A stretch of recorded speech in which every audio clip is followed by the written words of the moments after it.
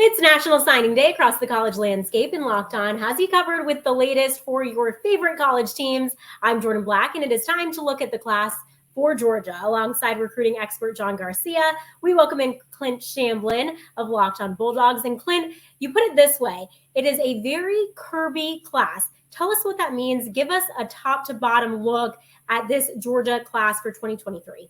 Yeah, what's happened with Kirby is that he has certain positions he goes after, and the last three, this one included, classes, has that. It has edge, freaks at linebacker, and then playmakers at skill positions, notably tight end. I don't know what has happened in the Kirby philosophy, but tight ends, he just goes across the nation and finds Brock Bowers times triplicate 3, 4, 5 times down the road, as well as these linebackers, 3 of them in this class that might go ahead and do a repeat what we saw a year ago, not this previous year, but 2 years ago in the national championship, getting all these guys drafted. And then you talk about the edge guys. We got Damon Wilson, who's a freak, but Mpimba might surpass him when all is said and done. And so he's really focused on that, and then added depth top to bottom on the interior line as well as tackles. And then went and cherry picked running back and wide receiver, some speed guys. So this is his model. This is his mold. Go where college landscape is not going. He went and got freak tight ends. Let's keep hitting that because we got them in droves.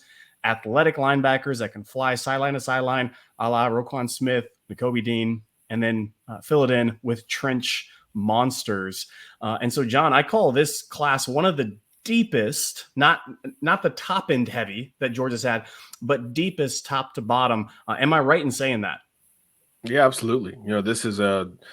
This defensive class in particular, I think is arguably the best in the country. And when you're talking about that side of the ball in Georgia, it just makes a lot of sense. And yeah, cherry picking is a good word to use here because I don't know. I don't have the numbers in front of me. I should have looked this up, but Georgia has dominated the state of Florida in this cycle. And that's just not something you expect to see. Look, Florida State is trending up. Billy Napier is a good recruiter. We know Mario Cristobal is a good recruiter yet. And still Georgia has more Floridians coming in than any other state. I mean, just a fascinating number, and they're all very good. Raylan Wilson is from Tallahassee. Yes, Damon Wilson is a Venice kid. I mean, these are not typical Georgia strongholds in the state of Florida. I mean, heck, Jordan Hall's from Jacksonville, right? So that prowess and ability to draft and not recruit, I think, is what makes it a Kirby class, and Georgia's strengths have only improved through this group. Even if you want to nitpick, all of those bases are covered. Oh, they didn't sign a quarterback. Well, they've got the biggest, deepest spring quarterback battle that's about to go down, and that's going to start to settle in and of itself. So there's really not a lot of holes in this group, and it's very much strengthening after back-to-back national titles, and that's probably what many would expect. 3 out of the 5 top recruits this cycle have come from Florida. So yeah, that battle is Georgia's. We have those guys, 5-star kids coming out of Jacksonville, Venice, Florida. Kirby has tight-roped all the way around down there from Georgia to Florida, and he can go as south as he wants to cherry pick those guys. When you look at the recruiting landscape as a whole, John, you mentioned this earlier, the rich get richer. Georgia did so well. How far ahead is Georgia when it comes to recruiting in not only the East, but just the SEC as a whole? It's really Georgia and Alabama. And I think even if this was, you were in the ballpark of Alabama, thinking back to when Kirby Smart was hired, any Georgia fan would have taken that, right? That's the model. And not only has Kirby doubled down on that model, he's gone his own way on top of that, like Clint pointed out at the top of the show. So yes, this is the rich getting richer.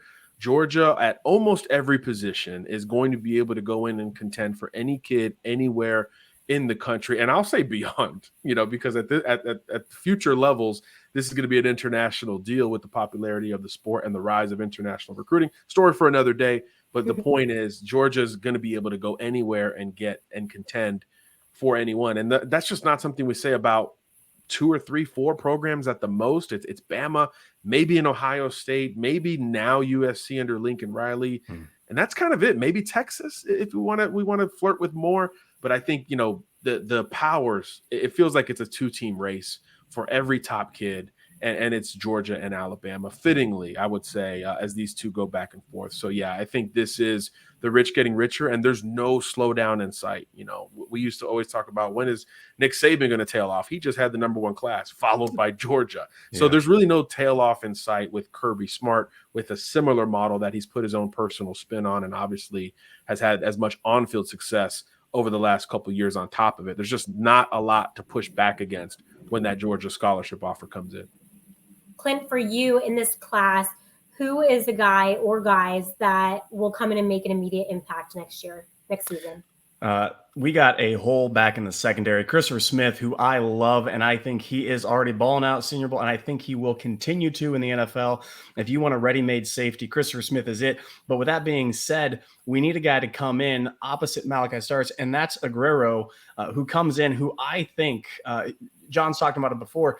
He's played with the best of these 5-star wide receivers. He's played slot, he's played corner, and now safety, and he has to have versatility. And Kirby, this is one of his, again, imprints he makes on a class. He goes and finds these safeties. Kirby loves safety position. He played it.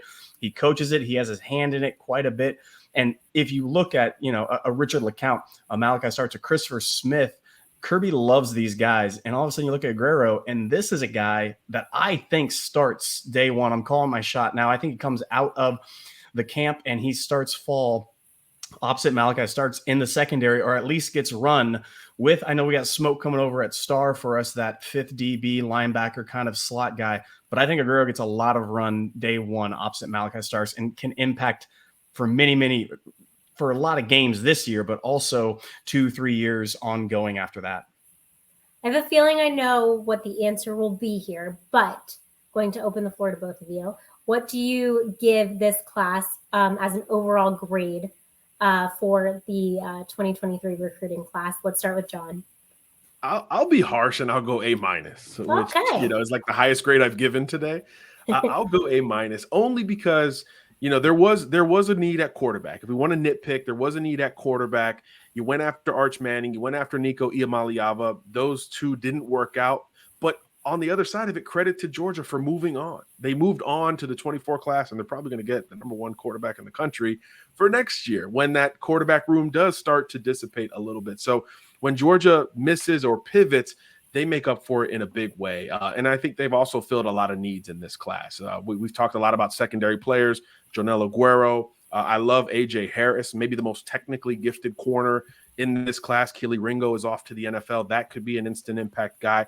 And then when you think of Georgia, to me, what if you're nitpicking, where are the holes in general? I'd go to wide receiver. And via the portal and high school recruiting, Georgia hit it hard in this class of 23 over the last few months, and they're going to address some need with young receivers combined with these portal guys, and to start reversing that perception that they're maybe not a great school for a wide receiver. So I think they're going to start to push back against that in 2023 and beyond. So really hard to nitpick, but I'd go A- there. Yeah, you know what, John? I don't hate that at all. If I was to take just this class and look at the misses on Arch Manning, and it was a miss, Georgia fan, it's fine to say that. We swung and we missed. If I was to look at the roster we have combined with this recruiting class, I'd give it an A, only because exactly what you pointed out. If you look at these 3 wide receivers that brought in, they each bring a skill set that is different from each other, and they could slot in. Those 3 could be starting wide receivers in 2 years right now. Just carbon copy, put them out there. Tight end gets to replace who we lost in Darnell Washington, as well as continue the Brock Bowers domino effect. And then it is who's going to throw them the ball. Defense is ridiculously stacked. People said Kirby couldn't limit him to 13 points. Look, y'all, 10 points is coming average from this class. I tell you, in 2 years, this is going to be ridiculous. Knowing that we might have a very good shot at Raiola, combined with our quarterbacks that we have on campus, if one of them hits, I just need one to hit in that, then this class is an A. If one doesn't, then yeah, this goes to an A- because we missed out on Arch and we're waiting on Raiola still.